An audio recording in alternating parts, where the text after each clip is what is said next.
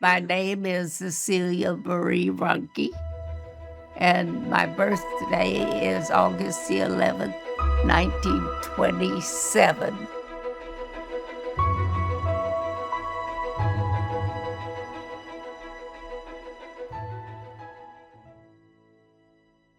My dad was from Evansville, Indiana. He was a banker. My mother, her dad, and her uncle were named August, and he was an organ builder. And he let me hold the keys down while he was tuning the organ. My mother, she was from Louisville, Kentucky. But the way those two met, my mother was a student of Sister William, and my father was a brother to Sister William, and she brought those two together. My dad's first wife was cleaning a transom above a window, above a window above a door. And the chair she was standing on, I don't know, nobody told me it was a folding chair, but I'm guessing maybe it was, and it collapsed. And she fell so hard that it hit her head and she died. The interesting thing, I think, the family had 10 children before I came along, a half brother, and then girl, boy, all the way down the list, and I was going to be George. And instead, we had a statue of the, a crucifix and two statues, not statues, pictures of Jesus and Mary at the top of the front stairs. We had a back stairs. And Mother came up the back stairs and was going to go to her bedroom. And it didn't work out because Agnes was there praying in front of the crucifix in those pictures. Agnes is the next youngest, 8 years older than I am. So Mother wondered, well, she's busy praying about something in the middle of the day. What's that all about? So she went back downstairs and waited a while, came back up. Agnes was still there praying.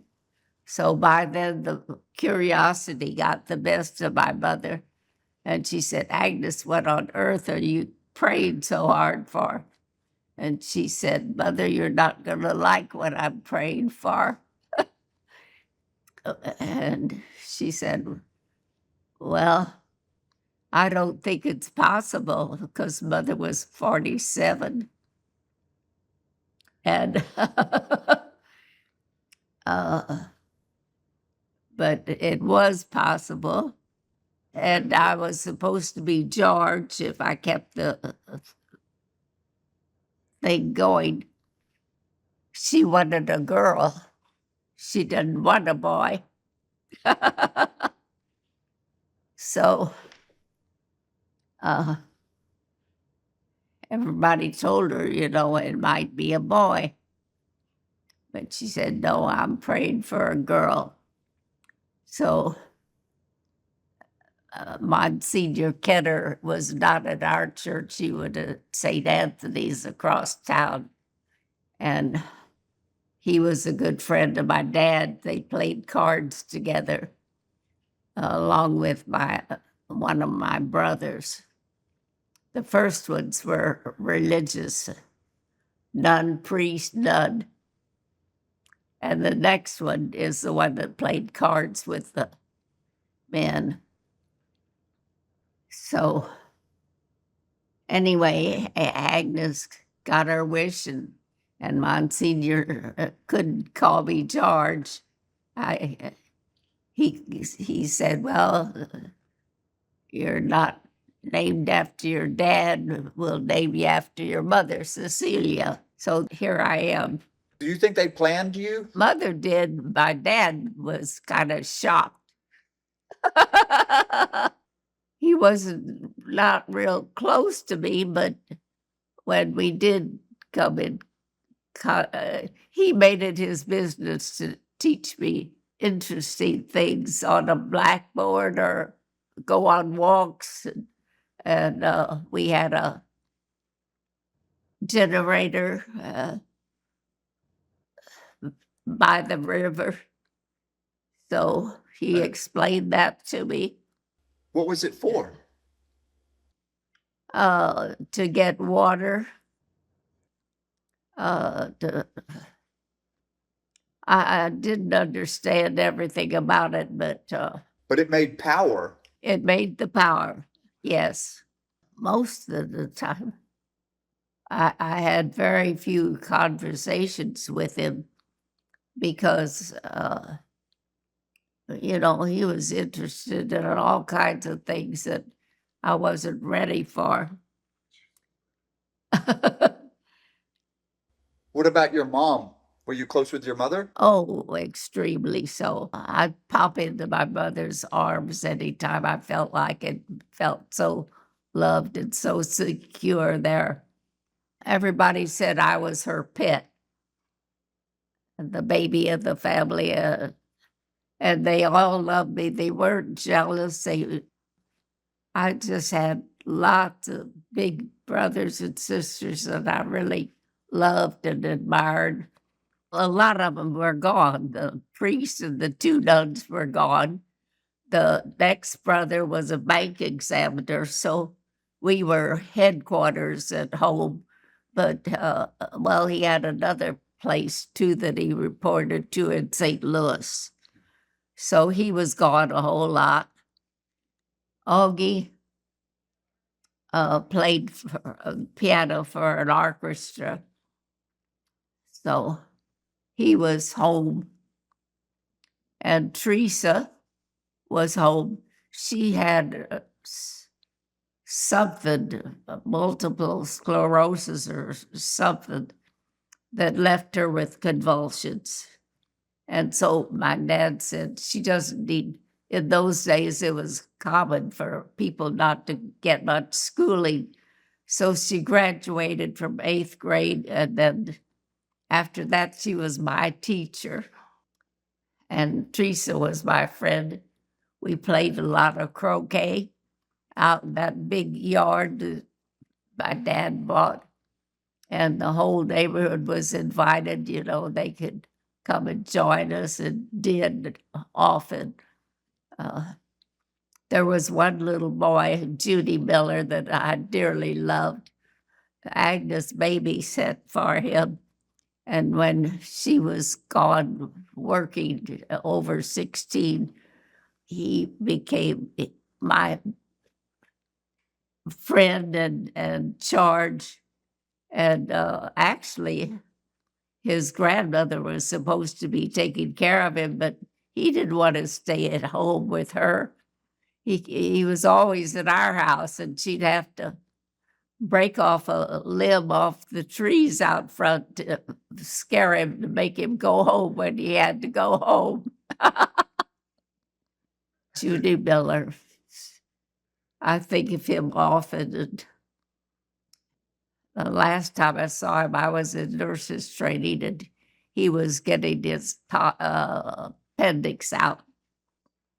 And after that, I didn't see him anymore.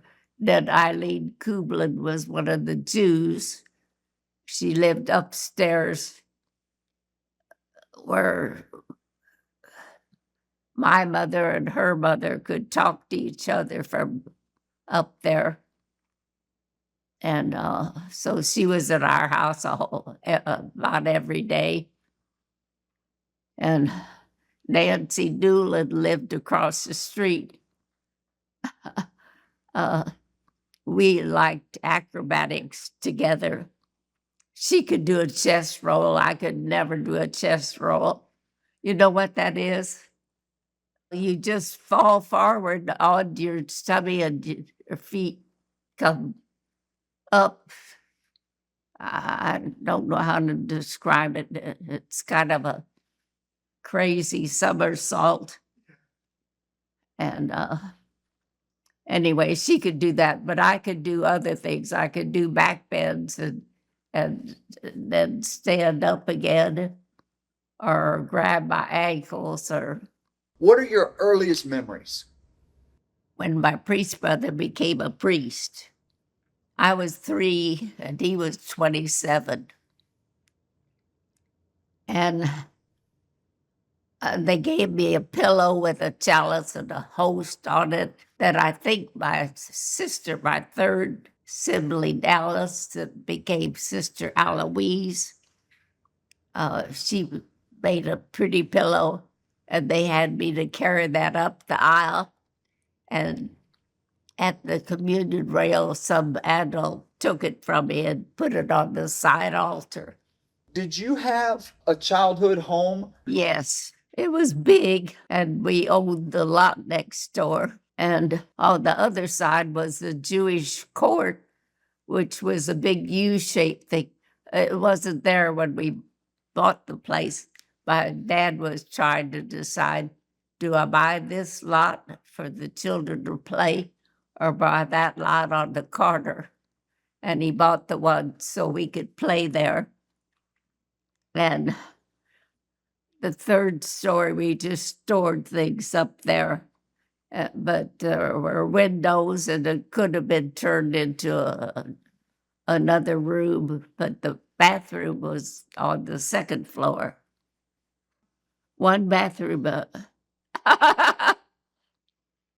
Yeah. Well, there was another one outside. I don't know what you call it. Anyway, it was like a board that had 2 holes, one big one and one smaller one, so that people could take their children in there. Outhouse, that's what you call it. So the house had that and a 2-car garage. And later on, when my brother Augie had a car or truck or something to drive, he built another garage so that we had 3 garages. Was there a basement? Yes. Yes. And they would come around the back, and there was a room especially for the coal. And the heat came through registers, they were called, in the floor.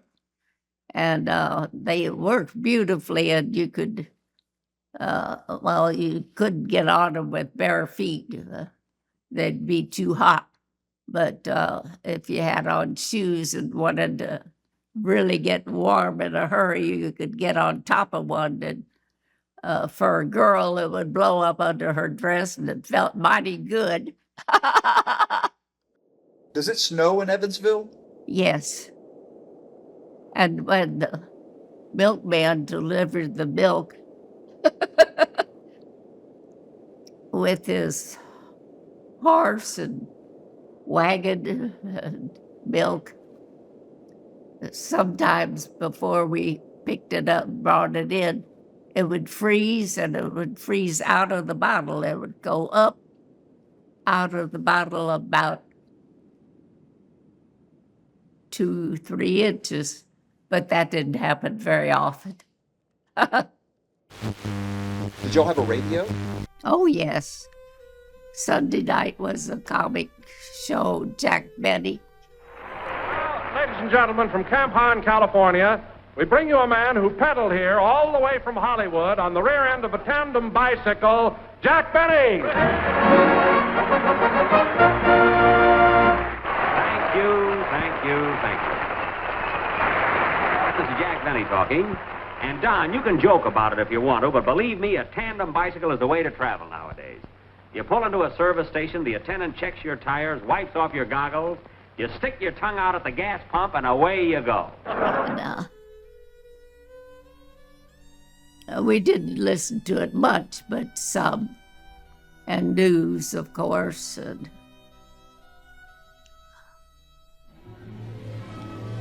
the radio itself was a beautiful piece of furniture. Oh, Oh, and there was a record player with it underneath. And Was it one of the big ones that was round? yeah, it was rounded at the top, not real big. It was not as tall as people, maybe 5 feet or less. Did y'all have like family dinners together?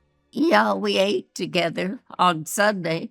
A lot of times we couldn't because Ann was a librarian and Joe was a banker and my dad, they all had different hours.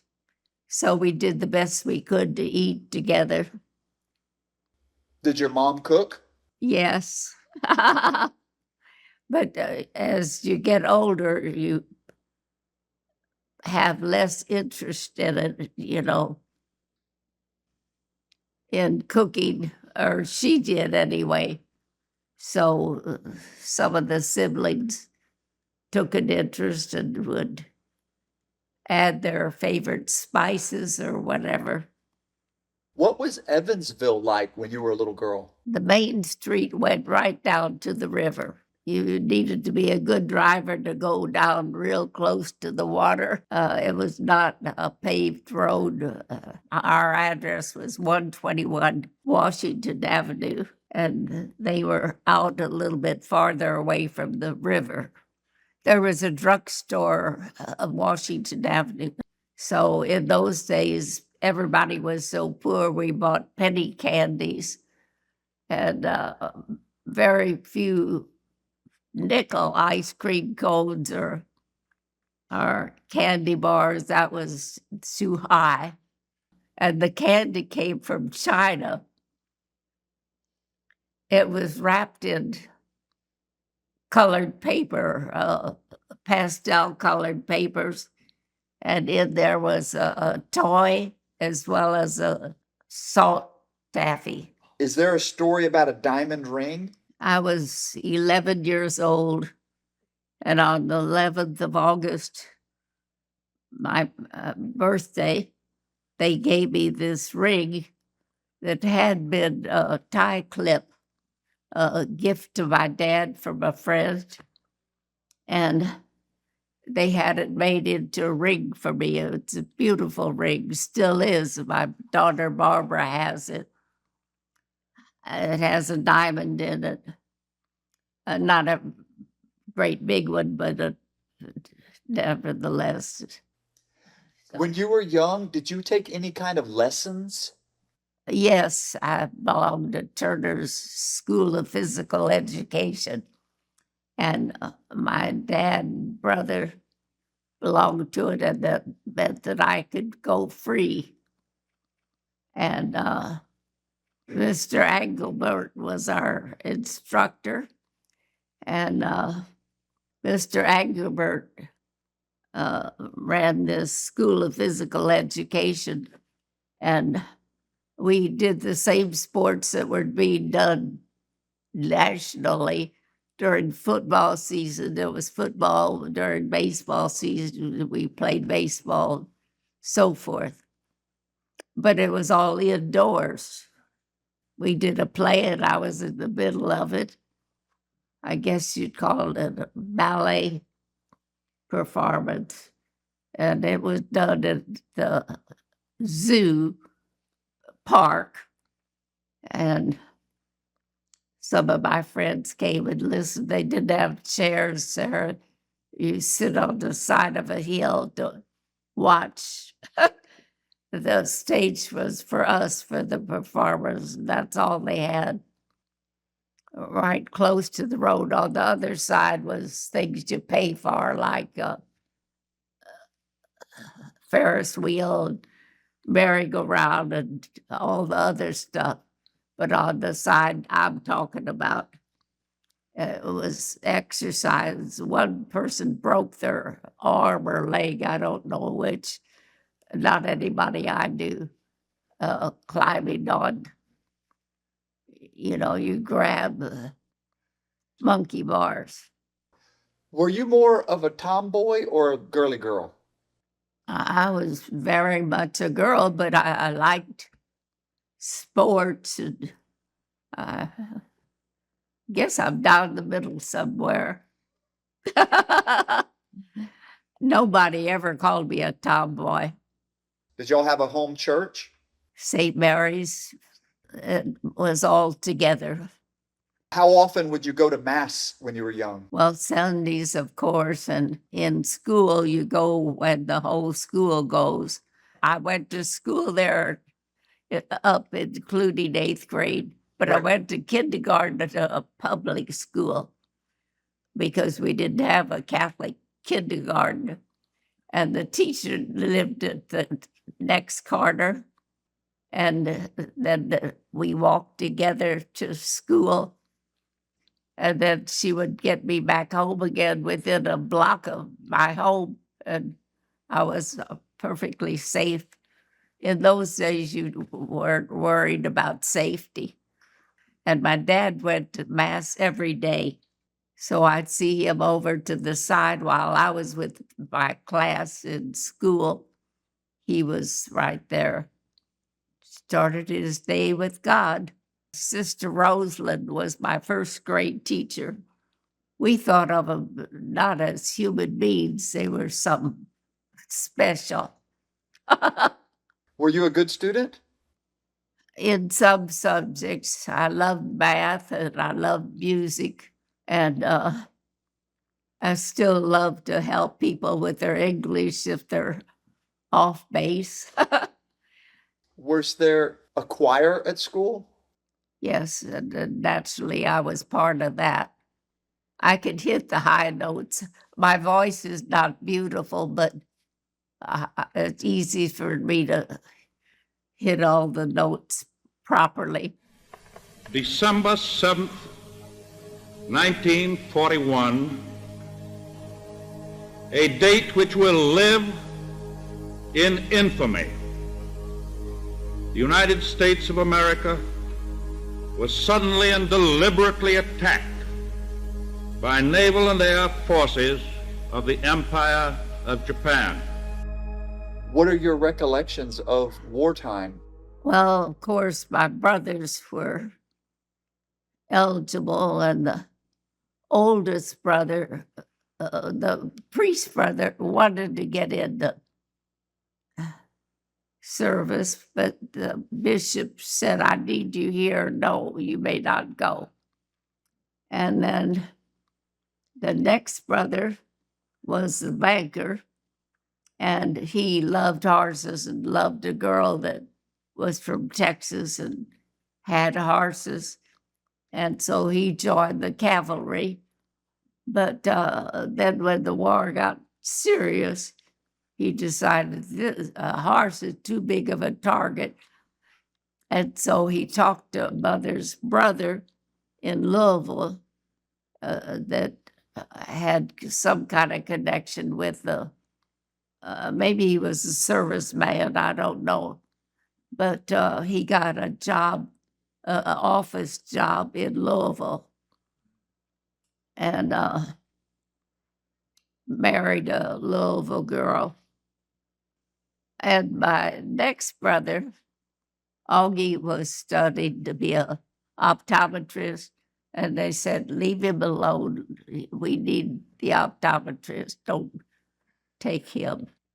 They tried to get the women to all do some kind of sewing for the soldiers, and I don't know how well they succeeded because not all women are gifted in that area, but Do you remember the rationing at all? well, we had ration cards, and on there you were allowed so much meat. It was mostly meat they were rationing. I think it had something to do with mileage too. People who drove a lot of miles would get a better helping of meat and gas. Oh yeah, that was rationed too. What would you do for fun in your high school years? Roller skating, we had a roller skating rink we could walk to, and Dancing, I love to dance. What did you dance to? Popular music. Like big band music? Yeah. My brother played in one of them. And now, before the next show starts, let's enjoy intermission. You'll find our snack bar chock full of good things to eat and drink. Tasty, tempting hot dogs, thirst-quenching soft drinks, fresh, crunchy popcorn. A complete assortment of delicious candy, and a full line of cigarettes. You've plenty of time, so visit the snack bar now. A tasty treat will double your enjoyment of the show. For your convenience, we shall keep you informed of the remaining intermission time. 3 minutes before the next show starts. First time I ever went to a movie, I wasn't there 5 minutes and I was sobbing. It was so real. Judy's mother worked. I think she was maybe divorced or her husband. He lived with his mother and his grandmother. I don't know about his dad. And every Saturday they would give him whatever it was, I think 11 cents to go to the movie. And he'd spend the whole afternoon there. And I would go with girlfriends, usually, not boyfriends most of the time. Let's see. When I got about 15, I know I had a boyfriend that took me to movies. But earlier than that, I don't remember boys taking me to movies. I had boyfriends, but I don't remember going to movies with them. What did y'all wear? My sister, Agnes, had a real pretty dress that had a low belt line. I guess it almost went around the top of your hips. And that was the style for her 8 years before I came along. And we had the hats, some of them were called beanies, a little like a bishop wears, a little round. Yeah, we had to have at least that much in church. And then the hats got pretty fancy, but not like what you see on TV today. Some of them are crazy. We had hats with fruit on them and feathers on them. Not real artificial, of course. Nowadays, you know how the movies, they have women in formals, real fancy formals, just around the house. There's nothing like that.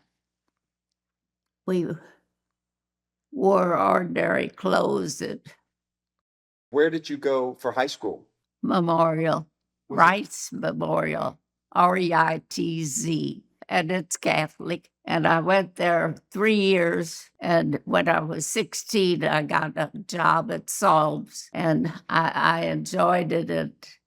I'd stop at the corner drugstore and buy nylon stockings for my boss because she was busy at work and I was going from school. I needed one more credit after 3 years of high school. And so I could get that at the public school between work and home, I guess it was. How did you come to get into nursing? There was a big demand for nurses. It was so important that they were paying us to be in school instead of the other way around. $19 a month. They paid you. Yes. Where did you go to nursing school? St. Anthony's across town. They had a church on one corner, a funeral home on another corner, our nursing home on another corner, and the hospital on the other corner. And that was home. And I was made choir director for the school. They said they were combining St. Mary's and St. Anthony's because we had the same nuns. But actually, I don't think there was anybody from St. Mary's except yours truly. And they made me the choir director because I love music, and I would tell them if they were hitting the wrong note. I wasn't all that crazy about the nursing. So then my sister asked me to come to Texas, and I went right in the middle of my nurse's training. So then I was going to pick it up again in San Antonio. She was in San Antonio. First of all, I went directly into nurse's training, but I didn't like it there. I didn't feel at home there, so I went to live with Ann.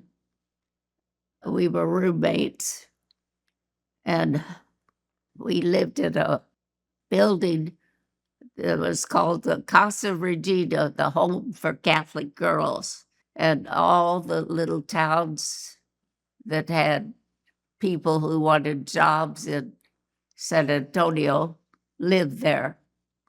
So it was a very nice place to live. They served us breakfast, and we slept there and made friends there. They had a piano. I played that. I got a job. Right away, they wanted to hire me out as an undergraduate nurse. So I helped some lady that was bedridden. I don't remember what was the matter with her, but gave her a blood transfusion. And that's all I remember about that. And then Dr. Partain needed an office nurse. And I told him I don't have my RN. But I got over halfway through with it. And he said, "What would you demand in the way of salary?" And I thought about it a while, what I was making. And I told him $175 a month. And he said, "Well, that's what I paid the RN before you." But he said, "It's all right, I'll pay you that." So I went to work for Dr. Partain. Anne was a librarian. And when I visited her at the library, she had a boy working for her that was a student at St. Mary's University there. And his name was Bill Way. And he said, "I'm engaged, but I'd like to introduce you to some of my boyfriend's friends." And so he made arrangements for Bernie Heffelmeyer. And then somebody came down with a bad cold. He said, "We really shouldn't go." The weather was inclement. So we put that off. And the next week, Bernie Heffelmeyer didn't come to San Antonio. They were going to working on master's degrees in chemistry in Austin. So Ed Ruhnke came the next week. So that rings a bell, right? We were having such fun learning to know each other. We could no more tell you what that movie was about. There was a spark. We just knew we were enjoying each other's company. What was he like? Tall, dark, and handsome. No, not dark. His skin's the color of ours. Was he getting his master's? in chemistry. And he'd come home every weekend, and I was invited to dinner at his parents' home. We dated 9 months before we married, and he said he wanted to take me back to school with him. So that kind of decided when. Where did y'all get married? In San Antonio at his parish, St. Anne's. Big wedding. The Ruhnkes had a lot of friends, and I had a few. Hadn't been there long enough to make solid old friends. Did you and Edward have a honeymoon? Yes, we went to Corpus Christi and spent the night in a hotel, and then we went to the priest's house in Beeville and spent some time there. And then soon after that, I guess we got ready to go to Austin. He was working on a master's, and I worked for Dr. Parteta as long as I could. And then I got more interested in education and teaching through the children when we had children, you know, and they needed teachers, and I substituted, and I liked it, and they liked me, and from there, it just kept going. I just went back to school. Where? Incarnate Word was one of the schools in San Antonio. When did you move to Kingsville? Like when the kids were little? I think they went to school there. Well, I taught there. Yes, they did go to school there.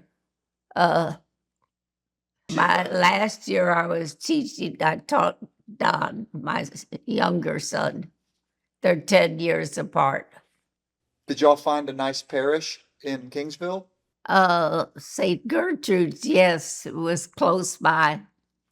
And the priest there had gone to school. He was a classmate of my brother. Can you talk me through your husband Edward's career? Well, we got married while he was working on his master's. He had another year to go. And then we went to Aggie Land. Chemistry was his major, and he taught as a student teacher. He started out with the S.O. Standard Oil Company for 3 years, and his Filthy Five boys were teachers, and he thought he would like teaching. He became Teacher of the Year one year, so I guess he did like teaching. So he stayed with S.O. Standard Oil for 3 years, and during that time, he worked on 2 things. One of them was how to get oxygen to people who needed it in an easier fashion, and he ended up using that himself while he was dying.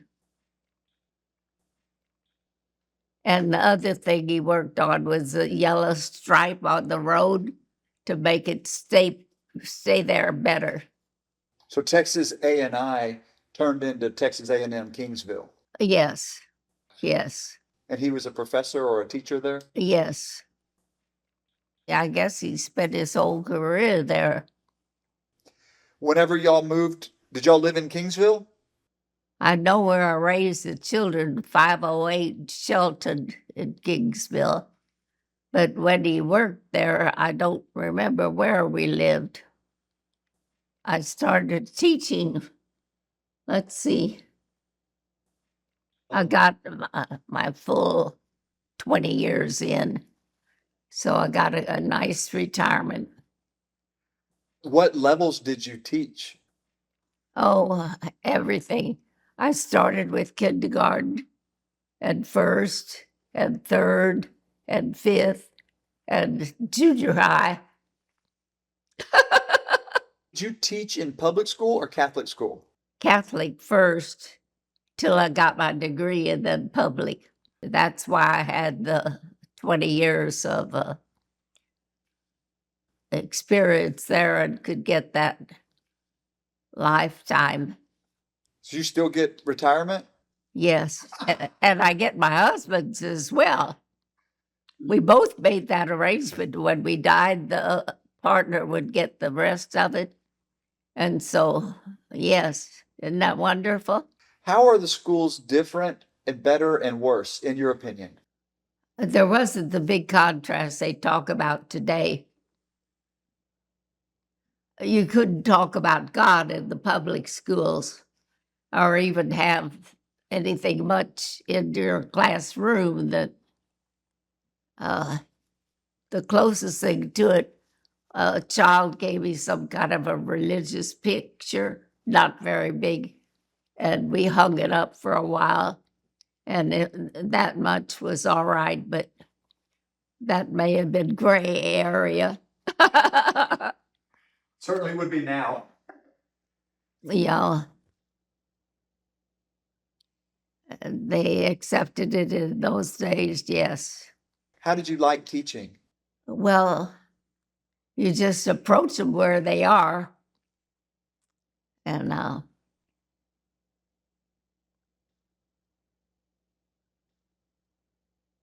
I don't think there was any tutoring in those days. Even the parents oftentimes weren't able to help when a child needed help. But you don't flunk them out of kindergarten, so there are no problems there. And first grade, I taught that only as a student teacher, so it was not my job to flunk them there. But third, fifth, and junior high, well, you just work with them the best you can. You work with the slow ones, and the smart ones can read something else if they want to, as long as they're doing so well. No need to make them go hash over that same material over and over and over.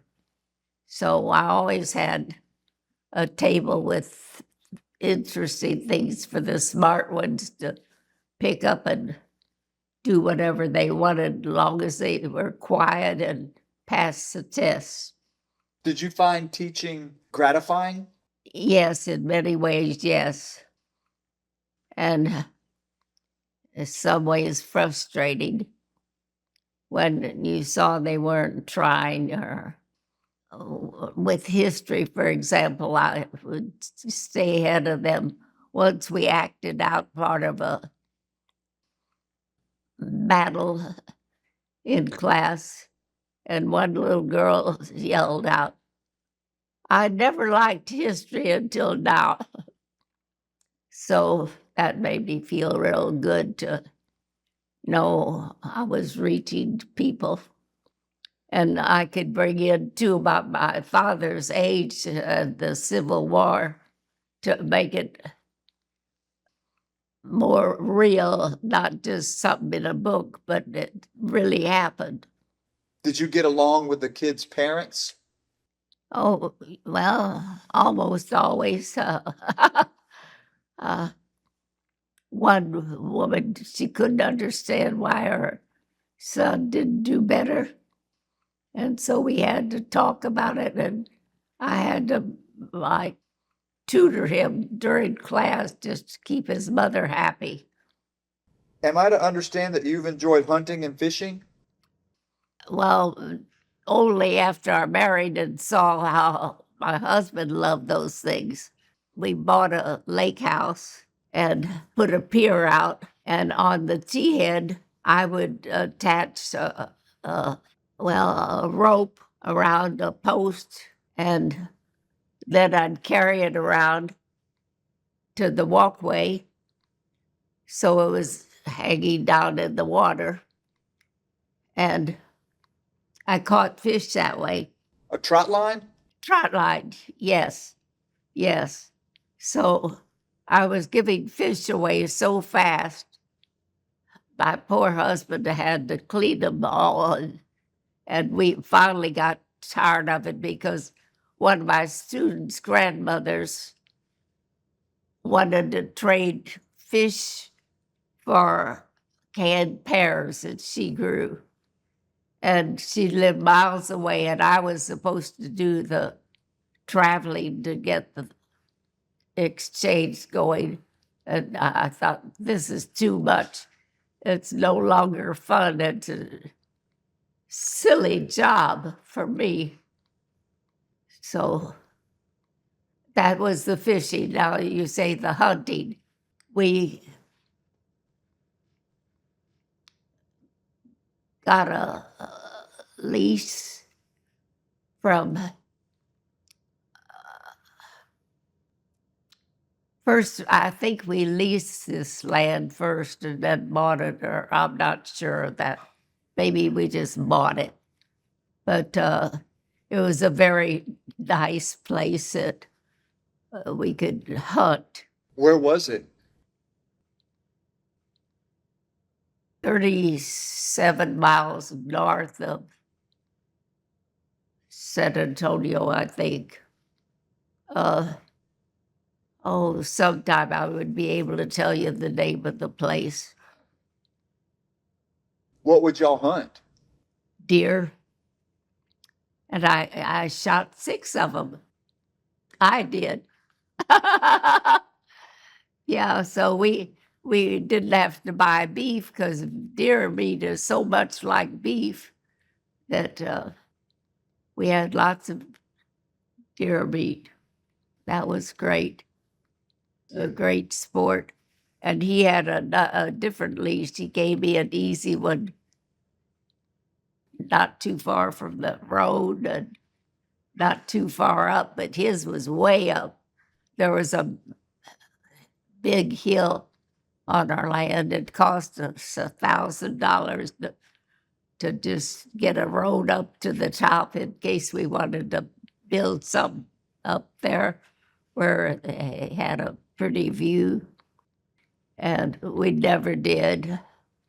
The people that have it now built down low. They didn't want to. We had parties up there without a house. We enjoyed it, and the view was gorgeous from up there. But the bad part was the neighbors built a house there and made all kinds of noise when we were trying to deer hunt. So, and they fought with each other, and that made some more noise. So finally, we sold that. Edward, Barbara, Seeley, Don Bernie, or just Don. Do you know how you came up with each of their names? Edward was the second or third. Let's see. Eddie, the grandson, is the third. So, and Barbara was my sister that I was close to. Her name was Ann Barbara. And so we turned it around to Barbara Ann. And Celie is a nickname for Cecelia. And my mom. How'd you come up with your youngest boy's name? Oh, Don Bernie. Well, that's Bernie Heffelbar, our friend. Filthy Five. Yeah, one of the Filthy Five. They were anything but. They all went to St. Mary's University. 5 boys. Yeah. Let's see, besides my husband, Ed Ruhnke, Don Pickert, Shelton, Martin Shelton, Mike Shoppy, and Bernie Heffelbar. So whenever your kids were in school, did you and Edward, did y'all get to take any vacations? Oh, always. Every chance we got. we visited. Well, he heard on the TV, we had TV by then, of course, and he heard that some airplane pilot went an hour beyond where he was supposed to have a destination, and his co-pilot was asleep also. And so he thought, I want no part of that. So we went places in the car. He was not willing to take that chance. Edward So- wasn't a big flyer. He would, no, he was not a big flyer. Well, his brother was a pilot, but Edward was not. All the national parks and state parks, I think we visited close to all of them. And it was good for the children and us. We had good times, and all the ones on the fringe of the country, everywhere. Florida, you name it, we went there. What's the furthest y'all traveled by car? Out to the edges. Let's see, I went to Alaska, but not with my husband. That was, I guess, after he was dead. I went to Alaska with Celie when Barbara lived there for 10 years. For Christmas, did y'all decorate? And Oh, yes. Oh, and it was so cute the way when the oldest children were 5, 6, and 7, I guess. They were within 3 years of each other. They had a section in the bookcase. This is Edward's pile, this is Barbara's pile, this is Celie's pile. So real often they would come and check their piles to see if they had as many as their brothers and sisters had. And Edward said that the girls would were on one side, and he was on the other side, but I never saw that. They got along beautifully. I don't remember. were you and Edward involved? Like, did the kids do scouts or sport? Yes, Tell me about that. Edward became a Eagle Scout, and Barbara, there was no, they started out a little bit and fell through right away. I remember one meeting, and they had the mothers to do things, and so I got up there and did a back bend and stood up. And, and so there were no Girl Scouts. But then when Celie got really big and was in Scouts, I don't remember her getting in or out of Scouts, but I do remember they didn't offer something that she wanted in the Girl Scouts, but they did offer it in the Boy Scouts. And it was perfectly all right for the girls to get that particular badge through the Boy Scouts. What do you like about being a grandmother, and I guess and a great grandmother? That you have all the love and chances to visit with them without the work that goes with it. You can take as much work or as little work as you want when there's no real responsibility there, just love. Do you have any messages or lessons, guidance for your kids, grandkids, great grandkids? And am I understand that you have a great? Yes, this baby here, 5th generation, and that's something. She seemed to be off to a good start. Precious little girl. What is something that's important to you that you want your kids and grandkids and great grandkids to know? This is a journey, and that's all it is. We're here to get ready to see if we're good enough to go to heaven. And part of it is a gift from God, graces, and part of it is, I think a lot of it is faith. If you have strong faith, then you're willing to just do what goes with that strong faith. Obey the rules. When you don't, in our case, go to confession and I think of it as a joy box because we leave all our sins behind and you come out of there, slate is clean. It's beautiful that God is willing to be that merciful. What are you up to now? I read a lot of religious books and have a lot of religious friends. And I've been going to Mass and communion every day. And for a little while I couldn't. And Edward would bring it home to me. So I'm very blessed to receive Christ through my son. I'm proud of him. He's one of the few men that go to daily Mass, like my dad. Cecelia's mission to save souls, to follow God's holy will. She tries to guide and help others, family and friends, to find God and attend Catholic Church for all to reach heaven one day. Well, that's all that life is all about. I mean, not all that life is about, but the one important thing that life is all about, it's a journey to get to our home, our real home in heaven.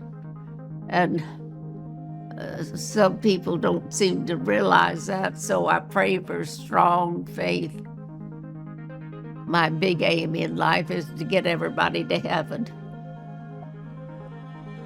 And if I can help in any way, that's why I tell God I'm not in any hurry to go to heaven. I want to stay here and help you get others to heaven.